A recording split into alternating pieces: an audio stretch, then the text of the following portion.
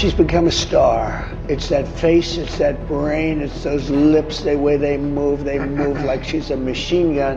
Iran ভেনেজুয়েলার মতো আন্তর্জাতিক ইস্যুতে ট্রাম্প প্রশাসনের বিতর্কিত কর্মকাণ্ডের পরেই হোয়াইট হাউসে ট্রাম্পের নিজের ঘরেই এবার নতুন আলোচনা।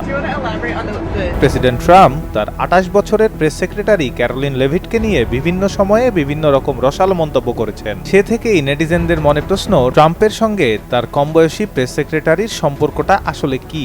Caroline be replaced. Face and those Katie and those lips, they move like a machine gun, right?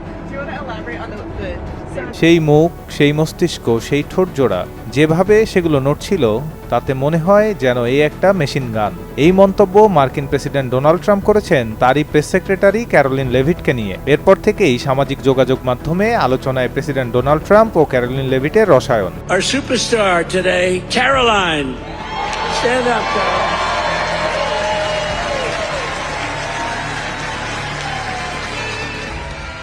মাত্র 28 বছর বয়সে ইতিহাসের সবথেকে কম বয়সী প্রেস সেক্রেটারি হিসেবে দায়িত্ব গ্রহণ করেন ক্যারোলিন। তার দ্রুত উত্থান শুরু হয় ট্রাম্পের নির্বাচনী প্রচারণা থেকে এবং বর্তমানে ট্রাম্পের ঘনিষ্ঠ সমর্থক এবং প্রশাসনের গুরুত্বপূর্ণ মুখপাত্র হিসেবে পরিচিত তিনি। অনেক ইন্টারভিউ ও প্রকাশ্যে ডোনাল্ড ট্রাম্প লেভিটের কাজ এবং দক্ষতার প্রশংসা করেছেন। এমনকি কিছু ক্ষেত্রে তার চেহারা এবং ঠোঁট নিয়েও ব্যক্তিগত মন্তব্য করেছেন। এই ধরনের প্রশংসা এবং হালকা স্বরলিপি মন্তব্য নিয়ে অনেকে প্রশ্ন তুলেছেন যে ট্রাম্প কি অতিরিক্তভাবে ক্যারোলিনে আসক্ত হয়ে পড়ছেন কিনা।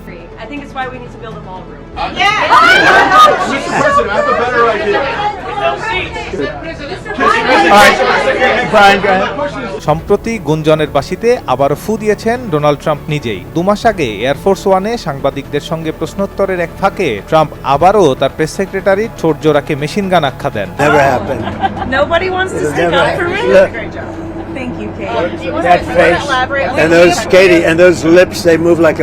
এই মুহূর্তের কথাই সামাজিক যোগাযোগ মাধ্যমে ব্যাপকভাবে ছড়িয়ে পড়েছে। গত 11 জানুয়ারিও সাংবাদিকদের প্রশ্নোত্তরের ফাঁকে ক্যারোলিনকে নিয়ে হাস্যরস করেন ডোনাল্ড ট্রাম্প। সে সময় ট্রাম্পের মন্তব্যে লজ্জার হাসি দেখা যায় সেই প্রেস সেক্রেটারি ক্যারোলিনের মুখে।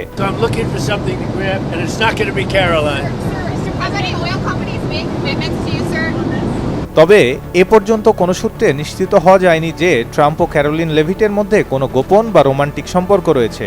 তবে তাদের স্কটল্যান্ড ভ্রমণের কিছু ছবি সোশ্যাল মিডিয়াতে আসা পরে সেটা নিয়ে ব্যাপক আলোচনা ও জল্পনা তৈরি হয়েছে। অনেকেই মন্তব্য করেছেন, দেখে মনে হচ্ছে তারা একে অপরের ঘনিষ্ঠ। এক সন্তানের জননী ক্যারোলিন সম্প্রতি আবারও দ্বিতীয় সন্তান আগমনের ঘোষণা দিয়েছেন। দায়িত্বে থাকা অবস্থায় অন্তঃসত্ত্বা হওয়া তিনিই প্রথম হোয়াইট হাউস প্রেস সেক্রেটারি।